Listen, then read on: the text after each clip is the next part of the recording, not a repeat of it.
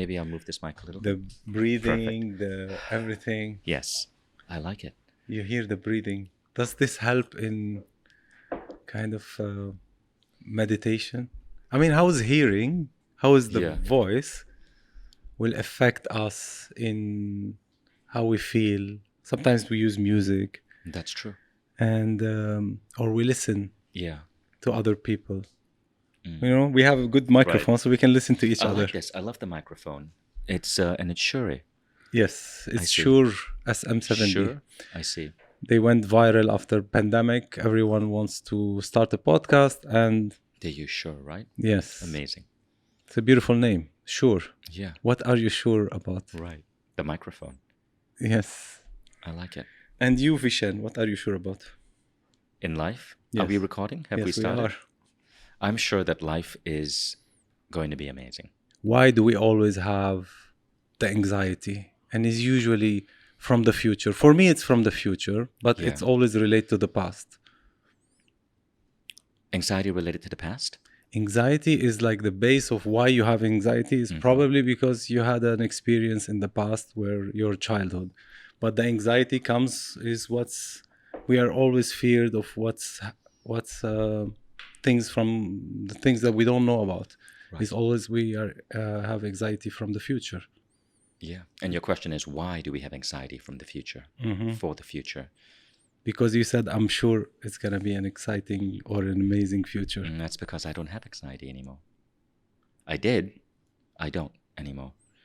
And you know why? I have a mentor. And I think one of the things I'm grateful for in my life is that I've been able to have really good mentors in life because of running Mindvalley and being able to work with so many amazing teachers and authors and inspiring individuals. And one of these mentors is this university professor called Sri Kumar Rao. And he's this guy from India, and he moves to the US, and he becomes a famous university professor, and he's teaching in Kellogg and Columbia University, and people are lining up to get into his classes. You have to get on a wait list to go and study with this man. And so I approached this man. I had him do a program for Mindvalley, and we became friends, and we would talk a lot. And one of the things he told me is, he said, beliefs shape our world. What you believe about the world is going to be true for you, right? And we see this right now with medicine. If we believe something about our health, it impacts our health. We all know this. It's called the placebo effect. But I asked Sri Kumar Rao, what is the most important belief?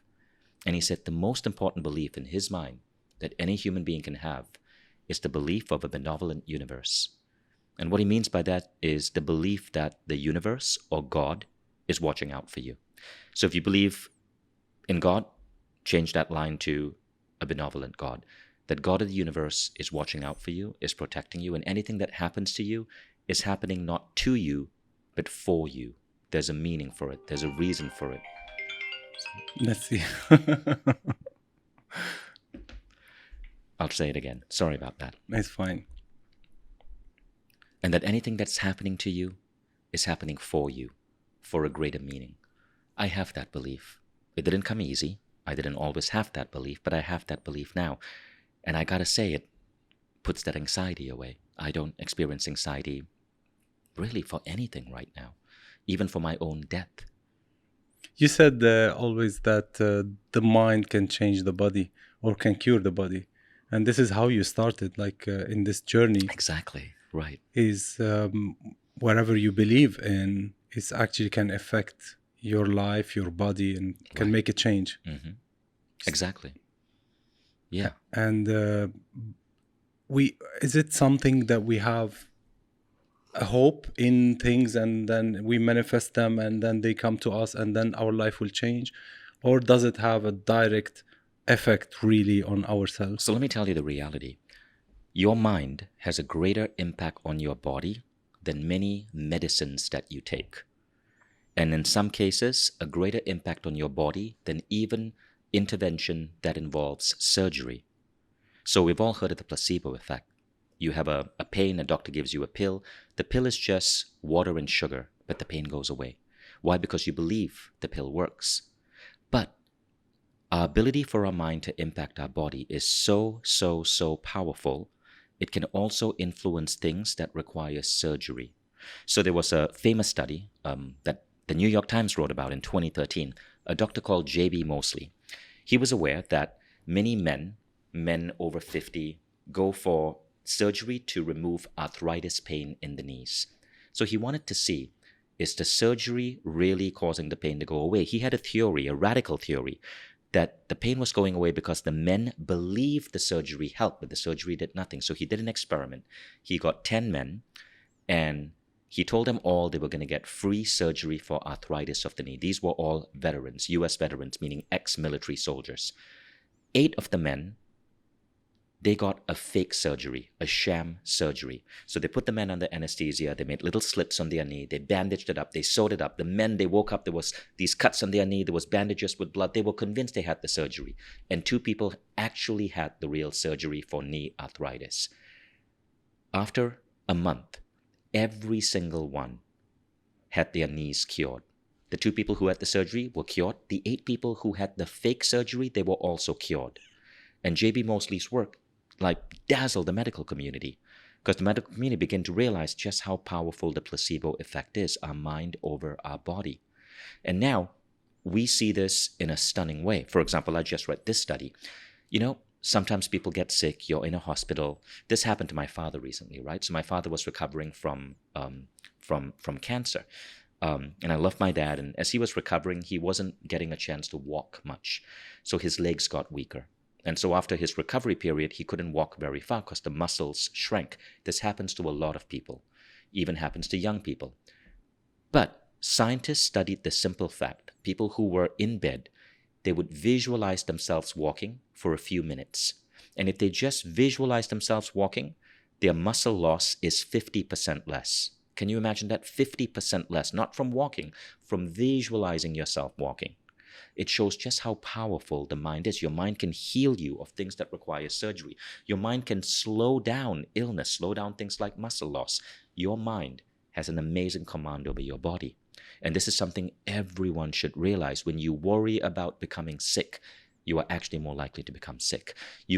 But if you believe you're going to be healthy, that your body heals itself, if you have a belief that you sleep well and your sleep is rejuvenating, you will actually experience the impact of better sleep. It turns out it gets crazier, Hikmat. It gets wilder. People who believe that they didn't get a good night's sleep, even if scientists studying them actually show that they slept well, the next day they won't perform well. If they had a bad night's sleep and you believe you had a good night's sleep, the next day you will perform well. And I believe in that. I believe if you kind of victimize yourself, if you always think, oh, I'm gonna get sick, you actually can get sick, right? And then it's not only you can cure yourself if you believe that you can cure yourself, but you can get sick if you're always under that victim mentality, under that weakness, that the world is against me, and always that negative thinking. It can actually bring weaknesses and sickness to you. Yeah, and so many people are crazy about biohacking. People are spending incredible amounts of money on highly expensive medical devices, on procedures. Is it the procedure, or is it the fact that you are spending that money and you believe that the procedure works? In short, everything works if you believe it works. Your ancestors who worked with witch doctors, the witch doctors actually healed them. But it wasn't magic. It was because their minds believed it worked. So you go and you buy this expensive biohacking device for maybe $10,000, $20,000. Is the device healing you? Or is it the belief that the device heals you? Right? And that's the fascinating thing about the world today. We're beginning to see just how powerful our minds are in impacting our body. Now, you want to know something really wild? Your mind can also impact another person's body. If I think positively of you and I send you good thoughts, your body will respond. Even if we are not in the same room, even if we are on different ends of the planet. So you want to hear another really radical study? Okay, Professor William Broad at the San Antonio Mind Science Center did this study in the 1970s. So he took about 700 people. He divided them into 2 groups. He had one group in a room, and they were receivers. And another group was in a room, and they were senders. Now, the receivers were hooked up to machines that measured 19 different biological markers, okay? So you're measuring skin resistance, you're measuring heart rate, you're measuring breathing rate, you're measuring stress level. That was for the receivers. The senders were in a separate room. The senders were paired up with the receiver. They couldn't see each other. They were in different rooms. And at a specific point, say 2:06 p.m., the senders were told, okay, think good thoughts about your partner, about your receiver. And they would think good thoughts. They would imagine they were sending energy. And at exactly that time, the receivers, they would see changes in the machines. Changes like things, for example, when you are less stressed, you have actually less skin resistance. So they would see that the biomarkers were showing that the person was getting more relaxed, that the person was getting less stressed, that their heart rate was becoming more healthy, that their breathing rate was slowing down when they were being beamed through time and space, these positive thoughts. Your mind doesn't just influence your body. At a wider level, we are deeply connected, even if we are strangers, and your mind can influence someone else. Oh, that's stunning. That's amazing. But to what level we should be taking this as a rule in our life? How much we have to follow the physics, we have to follow the medicine, we have to follow life by its ups and downs. We have to drive our car. Let's talk about that. So firstly, you're speaking about it like it's something paranormal. No. Nassim Haramein, the physicist, said, spirituality is nothing more than physics we have yet to find an equation for. Does science know everything? No. Can science explain God? Can science explain why prayer sometimes heals people? Science cannot explain everything, but if we choose to live in a world where we refuse to accept anything that science can't explain, that's a bloody boring world. Now, I'm not saying ignore the science. And by the way, everything I cited is science. I told you about the arthritis of the knee study. That was science. Dr. J.B. Mosley studied that. I'm even giving you the name of the scientist so you can look it up. The distance effect, okay, influencing the biology of another person at a distance. I gave you the scientist name, Dr. J.B. Mosley. There are books on this. You can read it up. This is science. So science can show that the phenomenon is real. Can science explain it? No, we have theories, but there are lots of things science can't explain. We don't fully understand, but we know it's real. We don't fully understand string theory, but we kind of know. I mean, it's literally a theory. We don't really understand lots of things about the universe. We don't really understand the concept of Schrodinger's cat, but we know these things are real.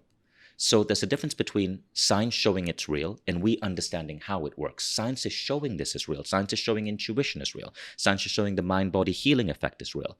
For example, no drug in America can be released unless it's tested against a placebo. Why? Because the placebo effect is real. But can we explain it? No. That's what we can't do. But just because you can't explain something doesn't mean you can't use it. I mean, think about your ancestors 500 years ago. We used the sun for navigation. We used the sun to grow food. We used the sun for warmth. Did anyone know what the sun was? No. They thought it was a giant orb of fire in the sky, or the god Apollo racing across the sky in his chariot. They couldn't explain the sun, but they could use the sun. We can't explain mind-body healing, but we can sure use it. تخيل يكون عندك منصتك، يعني التوك شو تبعك، ومن خلاله قادر تخلق جمهورك وتوصل محتوى برؤية مستقلة تماما. ضيف ورا ضيف بيوسع نطاق معارفك بشكل هائل، بيفتح لتجارتك آفاق كبيرة، بيبني علاقات مهنية ما بتتوقعها. ولكن الخطوة الأولى هي الإيمان بنفسك وعدم مقارنة حالك بأي أحد. أنا اليوم بودكاستر وكتير عبالي شارككم جمال ولذة هيدي المهنة. أنا حكمة وهبي وهيدا الماستر كلاس لإلكم. Yes, it's true. In the practical world, especially let's say in the corporate world. Right. I mean, we struggle with these feelings, how to be compassionate with each other, while the systematic corporate world or the business, it doesn't allow that. It's just like they use it as a fashion or something that they gonna put a flag that we are, let's say, empowering women, or we have a game room or a relaxing room in our it's only big corporation that they start to put it. And it's you don't know how much it's like actually they believe in it, or it's something that they it's a quota, they have to do it in terms of like being nice with each other, or having some more vacation to other people, or all these things in the corporate world, sometimes practically it doesn't work. What works for them is longer hours. What works for them That's not true. is that's what's been tested, you know. But the backlash and the fight of people asking, we need to have more compassion. Women rights are actually helped in that, like, you know, we can't be 100% equally treated as physically as we are, but we should be equally treated Right. in a different way, and which opened the door that we need to be more compassion at work. I mean, this is a practice that I do in my business. Right. But in the practical world, how much we can implement all this. So again, let's look at science, because there's this tendency in the world to say all of these is unscientific, and this is rubbish. I can give you the science for all of this phenomenon. So let's break down what you're asking. You're asking about compassion at work, and you're asking about the relationship between productivity and output at work. Okay, so let's look at productivity and output. Pre-AI, German people versus American people. Americans get on average 2 days off a year. It's pathetic. I don't know how you can survive with just getting 2 weeks of holiday. Sorry, not 2 days, 2 weeks. 2 weeks of holiday a year. Germans get anywhere from 4 to 6 weeks of holiday. German worker productivity pre-age of AI was higher than American worker productivity. And German workers have better rights, less hours, more holidays. Their productivity is higher. This is the reality. Human beings are not pure input-output machines. You cannot just push a human being to work non-stop and say this is going to increase productivity. We are human for a reason. We're not robots. Now, why I say pre-AI is because with the advent of AI, different countries are seeing different changes in productivity based on how much they're using AI, right? By the way, you know the country with the highest percentage of its population using AI right now? Is it the UAE? Not It's Morocco. Morocco. You know the second country? Highest percentage of its population? India. So, which is kind of crazy. So different countries have different AI adoption rates based on cultural attitudes and so on. I don't know what's up with Moroccans, but they seem to really love AI. So if you take out AI, there is no relationship between the amount of holidays and productivity. Now, obviously, if you give someone 6 months of holidays, we might see an adverse relationship. But I think American companies would do better if they gave their workers more time off. So that's one. Now we can go on to the other aspects, compassion at work and the fluffy stuff at work. There's so much evidence that actually matters. This is why more and more companies are doing it. If it didn't work, you wouldn't see Silicon Valley companies adopting these practices. And I love the fact that you said being compassion to other is actually not doing good for others. You're doing good for yourself, and the fact that you are treating other with love, with compassion, is actually you are doing good things for you, because it manifests itself and it returns back to you. And you gave an example, a beautiful example, for the worker in the restaurant, that you tipped her although you didn't have a good service at that time, but you felt like, okay, I mean, I have to tip her because she worked hard, although I didn't get the result. But how do we get that for ourselves? That story went viral. I didn't tip the waitress because she worked hard. No, I tipped the waitress because in my mind and how I see the world, we're all human beings. We're all deeply connected. And I could see that she was going through a really delicate situation. May I share the story for your audience that may not know it? So it's a story I wrote about in my book, The 6-Phase Meditation, and it has to do with compassion. I said that compassion is a muscle. We can train ourselves to be compassionate. The human mind is a really funny thing. We are extremely judgmental. We look at a human being, they do one thing wrong, and we label them, right? So you see a guy who is maybe grumpy. Maybe he had an issue with his wife. Maybe, his boss yelled at him and he's just grumpy as he's ordering coffee. And you label him forever the grumpy man. But that's a really unfair of looking at human beings. We don't look at all of the other wonderful moments in this man's life. We look at a tiny slice, and that becomes the label. Now, I try to avoid that, and I think all of us should. So I was in a restaurant, and COVID had just ended, and I went to a restaurant with a friend of mine, and everyone was rushing to restaurants because they had just opened. So we're there standing in line. It takes 20 minutes to get in. Now we get in. It takes another 10 minutes to sit down. Now we sit down, and I order my usual omelet with some sausage on the side and some avocado and a cup of coffee. And the waitress brings the coffee, but forgets to hand it to me. She puts it on the counter far away, and I'm sitting there craving my coffee, wishing I could just grab that coffee. And finally, when I get the waiter's attention and she brings me the coffee, it's gone cold. And who wants cold coffee, right? So I have to ask for another cup. It takes another 20 minutes. Now I get my eggs. The avocado is missing. So it's a complete disaster. So at the end of it, we're about to leave, and I tip the waitress. This was in Europe. The bill was maybe 30 euros. I tipped the waitress 50 euros. So my friend asked me, what are you doing? She doesn't deserve that. The service was horrible. And I said, well, there's another way to look at it. And that is, we just came out of COVID. That waitress, she could be a mother. And maybe during COVID, she didn't have a job. Maybe she didn't get paid. Her boss probably couldn't pay her because the restaurants couldn't open. And who knows how much she was suffering. And now she's finally back at work, and she has to walk around with a mask. That must be so uncomfortable. While we didn't need a mask, she needed one. And she's dealing with this massive influx of customers.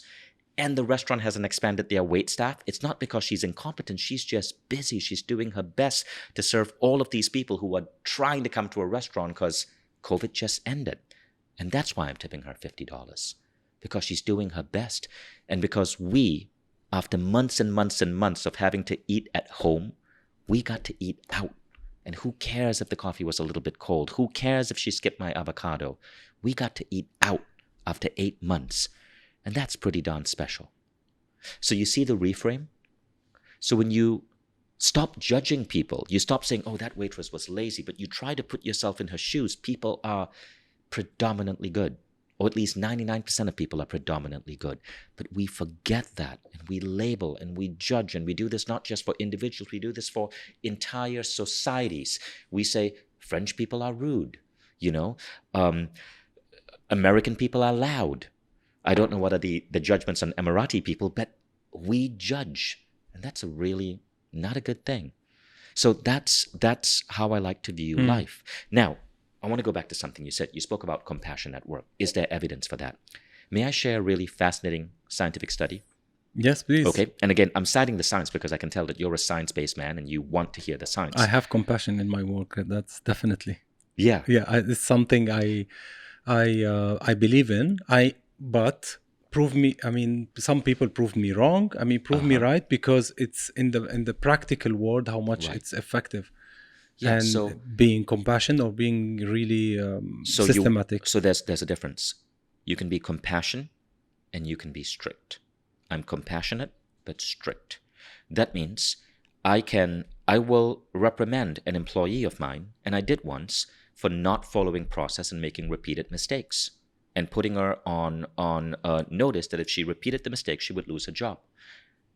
But a few weeks later, the employee was involved in a car accident while on vacation, not even in a different country, and she didn't have personal insurance, and I was in a different country, and I called up my father, and my father wired all the money she needed for her medical bills, and we never asked for that money back. That is strict but compassionate. Nobody knows about that. I didn't get any favorable employee reviews about that, but that is what we mean by strict but compassionate. They are two completely different things. Now, again, let's talk about the evidence for this in the workplace. I was interviewing Shawn Achor, the Harvard researcher. Okay, and Shawn Achor, he studies happiness and how happiness actually boosts productivity. And there are, again, numerous studies of this. Doctors primed to be happy are 19% better at making diagnoses. Positive salespeople are 55% better at closing a sale. So Shawn Achor did this experiment. He was invited to a company, I believe it was somewhere in Omaha. I remember the CEO of the company's name, Gary Baker. And Shawn said Gary was a numbers guy. Gary told me, I don't believe in this fluffy crap, okay? But you do what you need to do, improve the culture of my company. So Shawn created this one protocol. He said, I want all the employees to do this. Before you start work at 9 a.m. in the morning, take out your iPhone and set a timer for 2 minutes. In that 2 minutes, write a letter of appreciation to one of your coworkers. You could say, hey, John, that presentation you did yesterday, amazing research. And I love that you prepare so well and you're so good at speaking. 2 minutes. Sean Akers said, if it's less than 2 minutes, it feels, it doesn't feel serious. If it's more than 2 minutes, it's too much work. So 2 minutes. So they had all the employees do this. Things started changing so fast. This company was doing $650 million in revenue. In 18 months, revenue shot up to $950 million. The number of applications that they were getting from people who wanted to be new employees went up 270%. Google flew down to see what they were doing. And Gary Baker, he would now take, according to Sean Akers, his salespeople off the sales floor to do a little circle of appreciation, all because of showing appreciation. Now, why does this work? I think there are so many different theories. Everyone wants to feel appreciated. Everyone wants to feel acknowledged. It seems that when we feel compassion from our coworkers, when we feel happy and appreciation makes us happy, our productivity goes up. So many theories. We can't really explain why, but we know it works. Okay, I'm going to be a little bit tough on you. So I like tough. Go ahead. Okay, we have people who needs hope in their life, right. And then especially in business, and they struggle in their life in general. It's either because life is tough anyway, right, on everybody, and they are more compassionate and they are more soft and tender, and right, they have also traumas that they've been through, right, and kind of these words resonate with them so much, and they feel like this is the only cure or way or khalas, yani they're gonna reach their goal through that, through these theories and these words. But the people who are good at it is somebody like you who's professional in that, and somehow it's like who needs the gym. Usually the trainer, he doesn't need a gym because he's the most fit person, and who needs a gym is the person who actually struggling from overweight, and they need a gym and they need to move. But these two people feeds each other, but it's always who's winning is I don't know how to explain it. You get my point. I think what you're saying is that there are people who are very compassionate. Yeah, very compassionate. But life isn't working out for them. Exactly. Right. Exactly. Why? And so the people who are gravitating towards these words are mainly people who needs it the most, but they are not the most successful in achieving their goals in general. Sometimes. So I want to state what I believe is a commonly mistaken belief, right? So firstly, no one is saying that you just have to be nice to succeed in the world. There's a difference between being nice and being compassionate. Compassionate means you understand. You understand that we are deeply connected species. You understand that not everyone may be as privileged as you. People have different backgrounds, different economic backgrounds. They might even be coming from different circumstances. Maybe they were abused as a child. Maybe they went through a devastating breakup. Maybe they have some type of non-neurotypical brain condition, and they perceive the world differently. You got to understand that. Understanding that, I believe, makes you a better person, because human beings, in a way, we are like ants. We are a social creature. You take a human being and you make him live by himself in a forest and he goes insane. We are ants. We live within a society, and for a society to be cohesive, we must be compassionate with each other. But if you look at ants have their regiments, they have their roles, they have their duties. They work together, but they know what their duties are, right? So people who are compassionate, but they are flip-floppy, they don't have clarity on their goals, they don't have clarity on what they're trying to build, they may suffer. You need both. Now, in my writings, I call this the merger of the Buddha and the badass. The Buddha, and this is not a religious term, it's an archetype, is the spiritual core. The badass is the entrepreneur, the hustler, the builder, the creator, the person creating things. You have to have both. But there's a great dogma in spirituality that says that to be spiritual, You have to be all squishy and gooey and soft and calm and just rooted in the present. That is not true. Ken Wilber, who's one of the most cited academic of our time, a dear friend of mine and a teacher on Mindvalley, wrote a famous essay called Egolessness. And the essay actually says, your ego is good. Don't give up your ego. And he says this in the essay, I quote him verbatim. The great spiritual sages of the world, from Moses to Jesus to Padmasambhava, were not feeble-minded milquetoast. They were movers and shakers who rattled the world with the force of their ambition and ego. From bullwhips in a temple to subduing entire continents, they created revolutions that lasted centuries. Think about the great spiritual teachers you follow. Buddha, was he just meditating under a Bodhi tree? No, he instigated a social revolution. Jesus was a badass. He brought a bullwhip to a temple.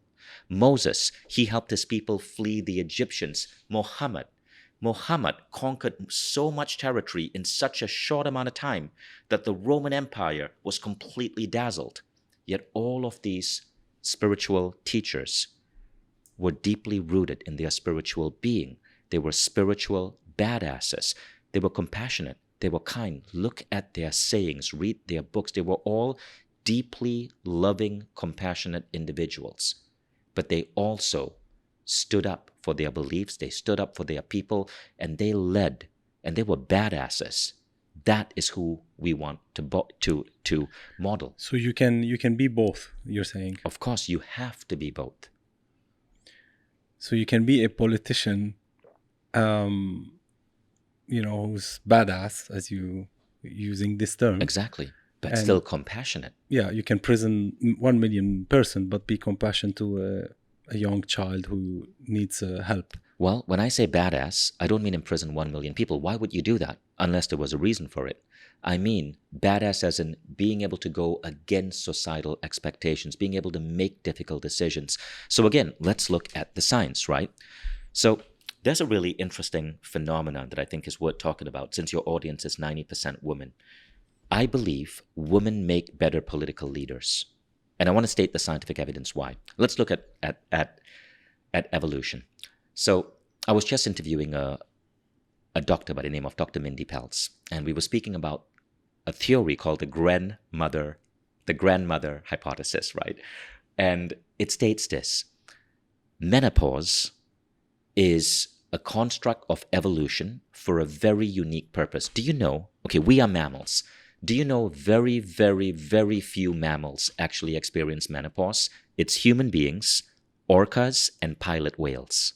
That's it. Human beings, orcas, and pilot whales. Some say elephants experience it, but it's only a few creatures. And the one thing that all of these mammals have is they are deeply intelligent and they communicate with each other. Whale songs. Whales communicate over the distances of the sea. Human beings, we have our language. So why is it that when animals get more intelligent, menopause happens, right? And again, for the men who are listening, menopause simply means that at a certain point in a woman's life, she's unable to conceive, she's unable to make babies. Well, the theory is this. At a certain point, evolution said, okay, women, your job is no longer to make babies. We're going to put a stop there. Because making babies, if you're an animal or if you're a human 20,000 years ago, is risky. You could die. We're going to put a stop there because we need you to be alive. Now, evolution didn't do that for men. Men can continue making babies until they die. Sperm quality can go down if you're over 70, but theoretically you can still ejaculate. Why did evolution stop women from making babies? Evolution was inventing grandmothers because grandmothers were designed to stay alive to keep the wisdom of the tribe. Remember, evolution primarily happened before the advent of writing. The wisdom, whether it's making fire, knowing what berry to eat, knowing how to nurse an injured child, that knowledge had to be locked up somewhere, and it was locked up in the brain of the elder woman. But it gets even more intriguing. When a woman goes through menopause, her brain literally changes. She becomes more compassionate, more loving. She develops a greater sense of empathy, but she also develops an irreverence. In other words, I don't care what everybody thinks. I'm going to do what is right. Evolution was not just inventing grandmothers for knowledge capture. They were inventing women as leaders. I believe you go back thousands of years, tens of thousands of years, women-led human society. Now, is there evidence for it in modern times? Well, during the pandemic, something really interesting happened. Harvard did a study on female politicians. And in fact, I was noticing something similar, and I commissioned my team to do a similar study. Both studies showed the same thing. COVID was a really interesting experiment, right? Countries had to shut down, and the job of all politicians was keep people alive and prevent spread of this disease while creating as minimal damage to the economy as possible using an index such as the Return to Normalcy Index. Some countries like Malaysia, horrible. Malaysia was bottom of the G50 in the Return to Normalcy Index, but some countries like New Zealand did astoundingly well. Now, what was the common factor among the countries that did astoundingly well? Women leaders. If you take all the countries and everyone is having a similar problem, COVID, the primary problem, women leaders outperform men like crazy. Now, was this because of the grandmother hypothesis and the unique advantages of a woman's brain? I believe so. It's not popular to say that, but I believe that when it comes to politics, women do better because government and business are different. I know people like Elon Musk said, let me control the government. No, I don't think Elon Musk truly understands the reason for governance. Companies are designed for ruthless efficiency. Governments are designed not for ruthless efficiency, but to give everyone an equal footing, right? So if you're sick, you don't have to go bankrupt. So if you happen to be a different skin color, your life isn't going to suck. And for that particular utility of governance, I think women make better leaders. And so that is why I believe that compassion is so important. And in our political leaders especially, compassion is an advantage. And I believe women are stronger in taking decision not to stay in a place where they are not comfortable in. And Corona, you gave an example in Corona. Corona is like, show them an example. It's like, there's a disaster, but I'm still here and nothing happened. Right. So why don't I look for a better opportunity in my life? Mm-hmm. And that's why they can be leaders, or they can change their work, or they can divorce or take a different decisions. Yeah. So men are more focused on doing the job and accepting more, whether it's harder or it's tougher or it's mentally tougher. Mm-hmm. They will say, okay, I don't want to, nag about mental things and about my how I'm happy. It's more of how I'm making money, how I'm provider. But the women are more like caring on that part. Yeah. Do you have more women audience as well?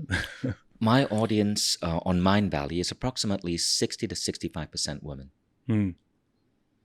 I think men needs more as well, because I believe women are more aware, right, of spiritualities, of taking care of probably, I mean, you correct me if wrong, but they do more yoga, they do more meditation. Mm-hmm.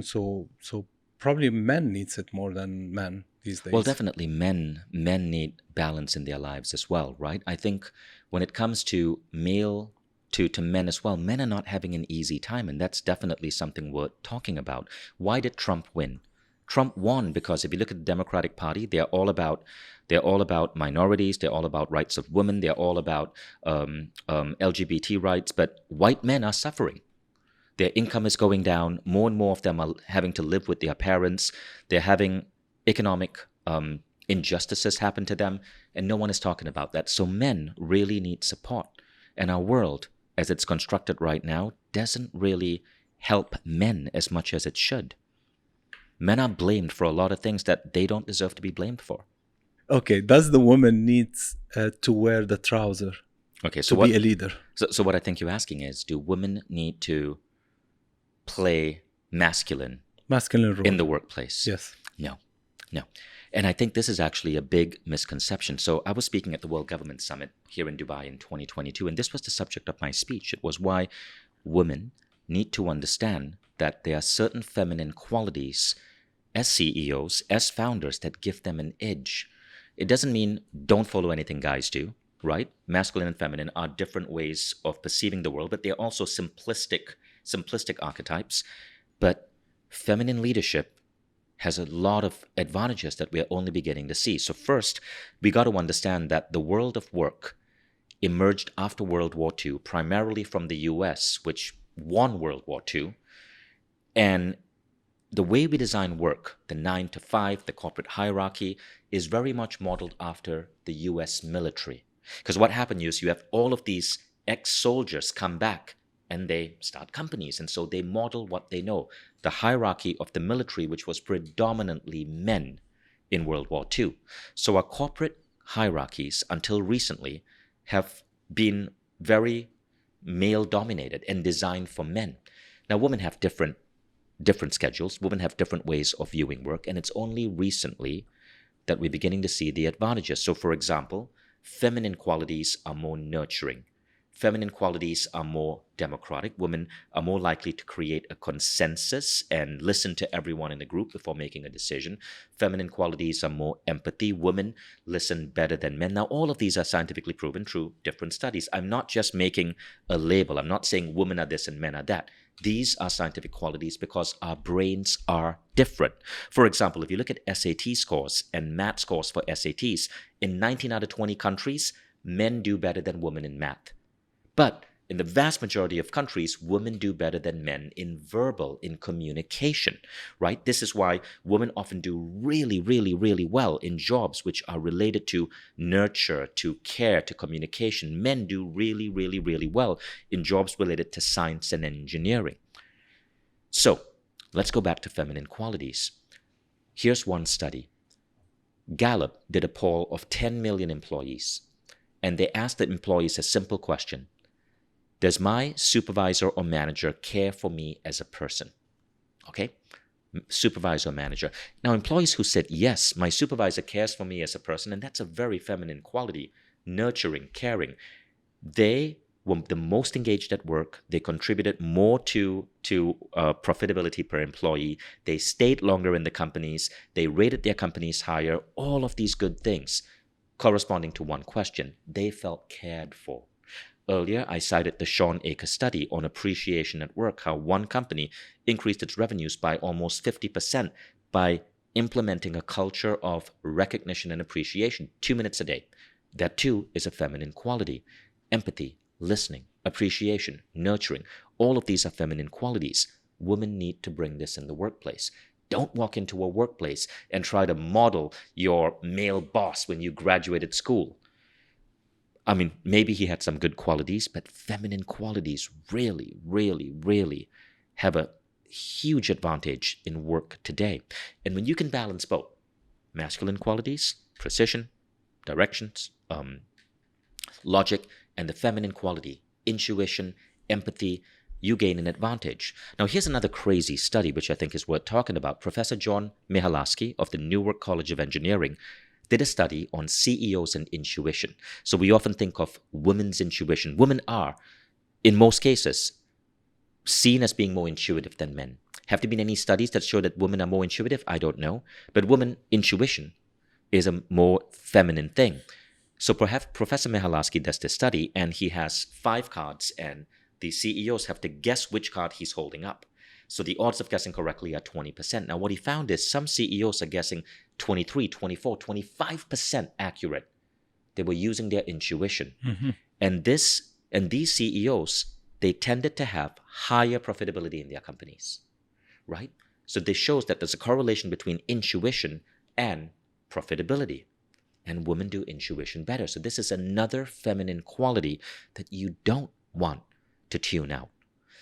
Feminine qualities have an incredible advantage in the workplace, and more women should be aware of this, recognize this, and know that they don't have to wear the pants in a workplace and be men. They should be women. The world needs that more. Great. Another question which everyone asks, and especially it's a kind of debate or discussion. We had it a lot. I've been interviewing Love is Blind Habibi, and it's a show on Netflix.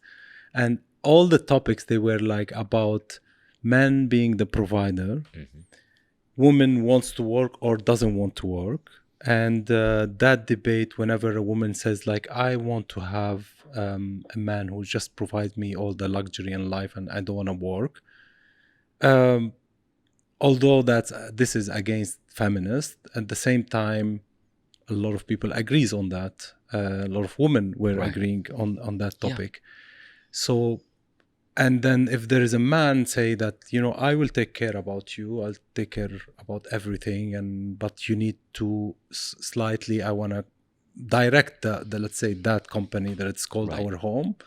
It's sometimes seen as a toxic masculinity in one place, and another it's seen as he's great, he's a masculine man and we love him. So it's really you don't know where to draw the line, and there's very different opinions on that set, and different cultures, right? In the Arab world it's more leaning like woman likes to be more looking for a provider in general. I don't want to generalize, but it's mostly like that. In Europe maybe they are looking for a different where do we draw the line?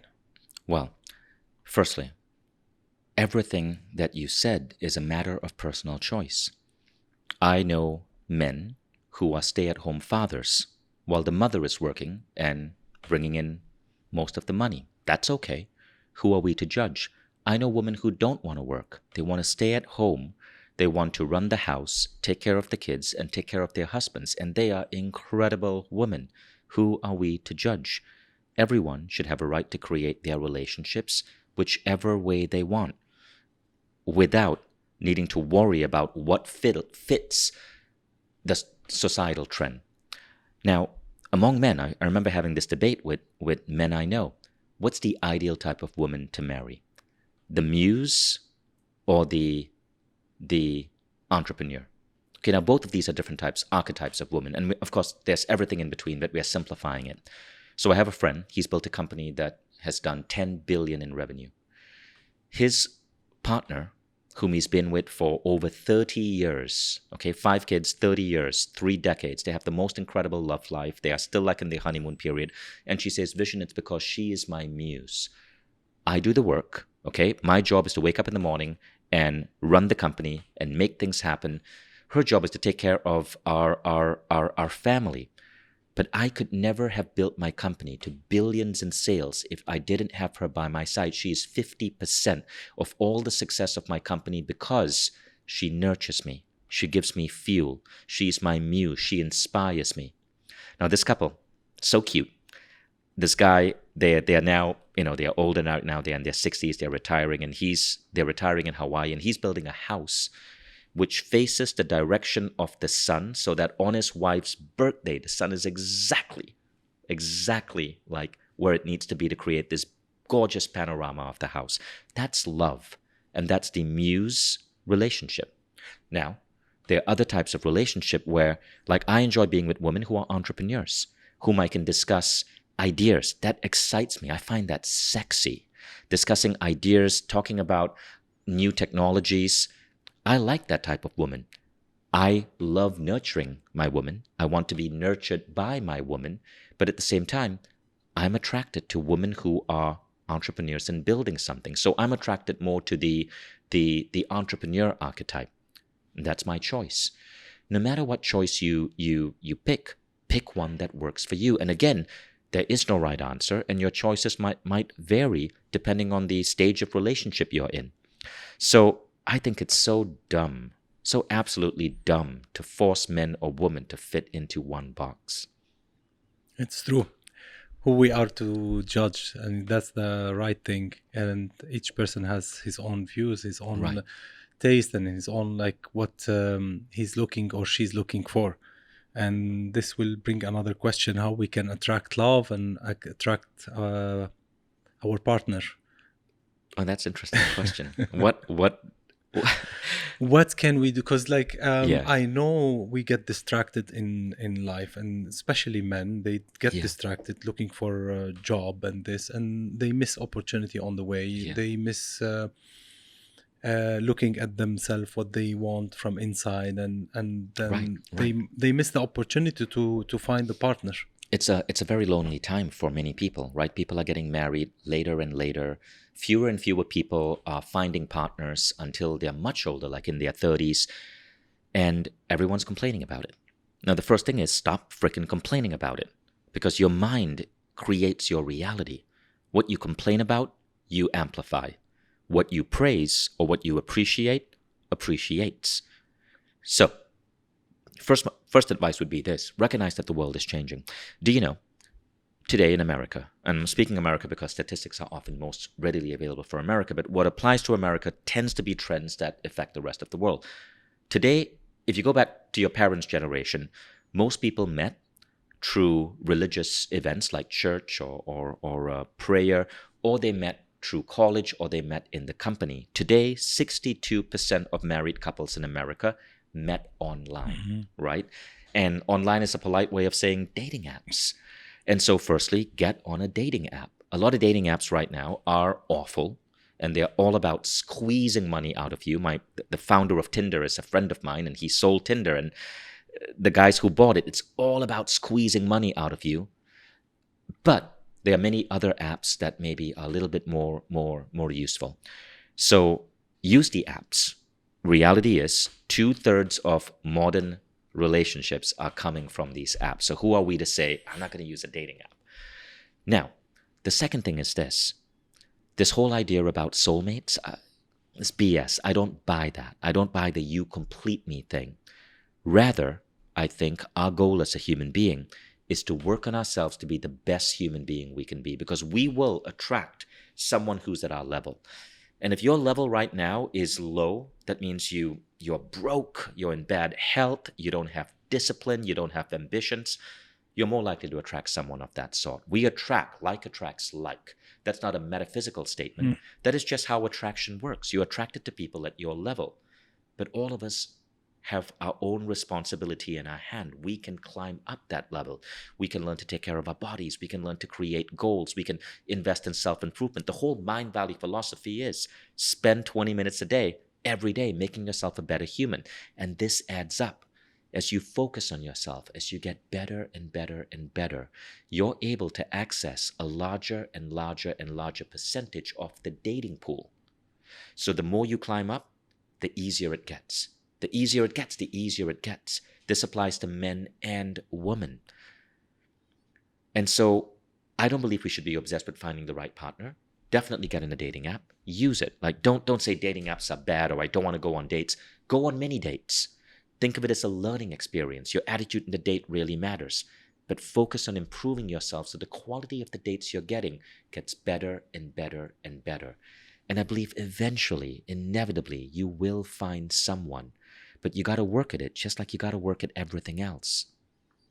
That's great. Work on yourself. Does that has to do with manifestation as well? Can we manifest the relationship? Yes. I don't know. 100%. Okay, so I have a friend, Catherine Woodward Thomas. She wrote the book Calling in the One. Okay, the official program for Calling in the One is part of Mindvalley. So Catherine claims that with the right mindset, so she takes you through a program, it's 49 days, and every day you're doing something, a form of forgiveness, you're focusing on your goals. And she says you manifest a relationship in 49 days. So here's a crazy story. We had a girl in our team. Her name is Osteya. She was working on the videos of this program. But as she's working and editing the video, she's also listening to the program. Before the end of 49 days, she meets a guy, moves in with him. Now they're married. Right? So this type of philosophy works. Now, is it magic? Is it manifesting? Or is it simply the fact that you're working on all those broken parts of you, maybe from bad relationships in the past that are holding you back? Maybe it's that. I don't know. But I have seen over and over and over again this happen. I 100% believe in this. And I believe that if you don't love that person doesn't love you. So sometimes you actually want to go and have a date with that person, but you're not convinced from inside because you're not ready and you just want it for the shape of it, for the image of it, or for just doing it. So you're not ready. You did not prepare yourself and you did not like open your feelings. You just want to date a nice person or a beautiful person. And then it doesn't work. And you know how you know? You know how you know if you're dating the right person? I think there's a French philosopher, I can't remember his name, but he said this. He said, true love is really rare. It's really, really, really rare. But to know true love, it's when you're away from that person and and you grow fonder for them. An immature love, when you're away from that person, you drift away from them. True love is really, really, really rare. But if you can find someone, and when you're away from them, you do everything you can to want to be back with them. You will travel across the oceans. You miss them. But if you're with someone and you're away from them, you're like, wow, this actually feels pretty good. Maybe it isn't true love. Now, again, that's some dead French guy who said that. I'm not saying it's rooted in science, but I think that's a pretty interesting measure. البودكاست عالم من القصص فيه اكتشاف ذاتي. أنا بحب اسمع قصص العالم لأنه بكل قصة أنا بتعلم شيء. حدا بيعبر عن مشاعري مرات من قصته كون أنا مش عارف أعبر عنها. مستحيل أتقبل أنا جوزي يكون خيني وأبقى معه. حسيت إنه أنا مثل دفنته لجوزي. كأنه أخذتي قرار أنت إنه ما بقى بدك إياه. تصرفتي على هالأساس. إيه. إنسان ما بيعرف يحب. ما بيعرف شو عن الحب. أنا حكمت وهبي وهيدا أول بودكاست ماستر كلاس بالعربي لإلكم. Last question, unless you want to say anything else. No, whatever you want. Marriage. Right. Okay, so love is, we all need love, and we all need family. But no, I don't think we all need love. Well, love is a natural human condition. One can gain it for themselves. You don't need someone else to love you. And you certainly, not everyone needs a family. We need people around us. We don't need kids necessarily. We don't need family. We need people who we can have tight social bonds with. Friends, yeah. That's a relief for a lot of people. That we don't need the kids. Okay, that's great. Because I want to ask you how difficult. I mean, it's complicated to have a family. It's complicated to have a forever marriage life. It's something that you need to keep on investing in your life to make it happen. Right. It is complicated. I mean, I had a bad experience, so that's why. And I've been through a divorce as well. But I'm very close friends with my ex-wife. We were together for 19 years, and no one is saying it's easy, right? But the thing to understand is that here's why it's complicated. It's because we've created this society where there is this rubbish rule that love has to be forever. No, love is not forever. The average American, and again, I mentioned, I'm quoting Americans because that's where we have the stats, right? The average American will be in 3 meaningful relationships in their lifetime. Now, what this means is you're going to die with one person, but you're going to have 2 breakups. You're going to have twice as many breakups as the person you're going to be with. But are those breakups bad? If you go through life knowing I'm going to be with 3 people, and if you're with someone, maybe a college love or an early love, and you break up, it's okay. Odds are you're on the right track. There's 2 more coming your way. You see, the breakup, we've created all of these movies, all of these stories, all of this drama around the breakup. We have to, even that word, break, no. It's a gentle parting. When 2 people are no longer having as much fun as they want with each other, when 2 people are no longer growing together, you should be breaking up to release both of you. One of the most dangerous vows we make is that vow, which I believe is rubbish, till death do us part. No. You should never make that vow. You should promise to be with someone as long as you're growing together, as long as you're happy together, as long as you can truly support each other, as long as you wake up and there are going to be days when you're like, oh God, this person irritates me. But as long as you are growing together, I think that's the measure, you're good. But if at a certain point you feel you want to break up or you want to change the relationship structure, maybe you want to go for ethical non-monogamy. No one's to judge. There's nothing wrong with that. So we have to stop seeing breakups or divorces as a bad thing. So much of the stress and trauma that people have through breakups is self-inflicted because they have been trained to see it as a bad thing when it is not. Remember that quote I started this interview with from Sri Kumar Rao. Believe in a benevolent universe. Everything that happens to you is happening for you, not to you. The breakup is for you. Because maybe you had to learn something and you're going to be an even more amazing partner to your next love. When you understand that, breakups are not a bad thing. Love is not as dramatic. And life is so much more beautiful.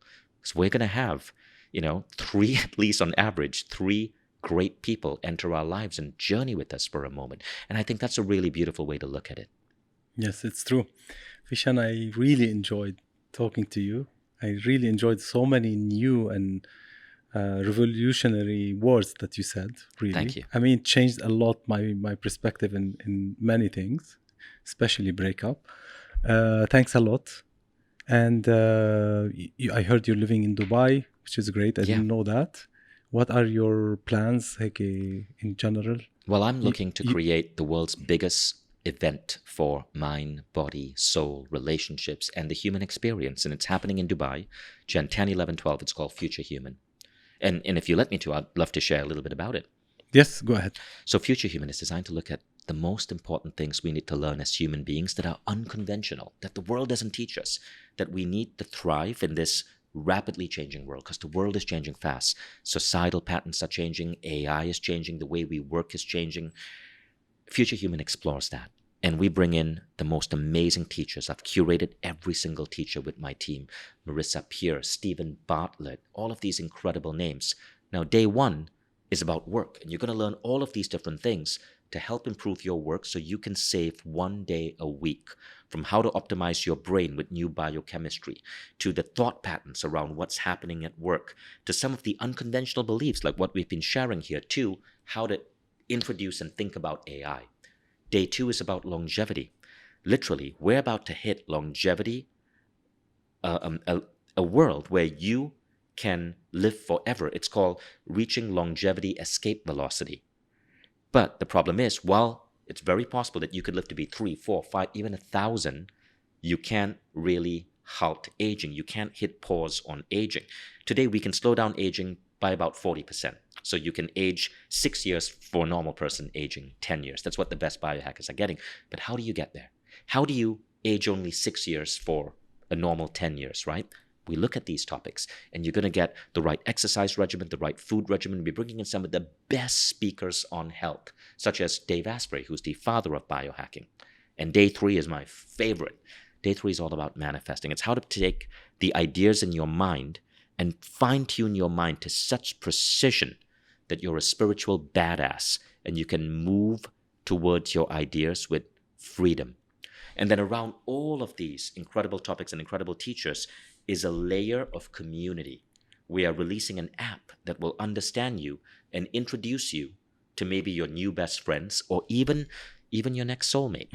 I wanted to say that. So that's what we're building. 4 things: master work, master your body, master manifesting, and gain some interesting new people in your life. So it's happening Jan 10, 11, 12 at the Expo Center, and everything we do at my company is really unique. For example, our app is so good. It is one of the world's best apps for changing human lives. So good that Apple just selected it, and it's in 200,000 Apple stores around the world. If you go to the Apple store, even in Dubai Mall, and you open up an iPad there, you will see our app on the iPad, pre-installed by Apple. So if we're so good at building these things, imagine the event. The event it's like the Apple of events. If Apple could create an event, it's this. And that's what we're excited to bring to Dubai. This event is going to grow to maybe 50,000 people every year. It's going to be one of the most popular events in Dubai. But I want to invite your audience to come at year 1 and experience it. Amazing. Can't wait to see it. Thank you. And also happy birthday.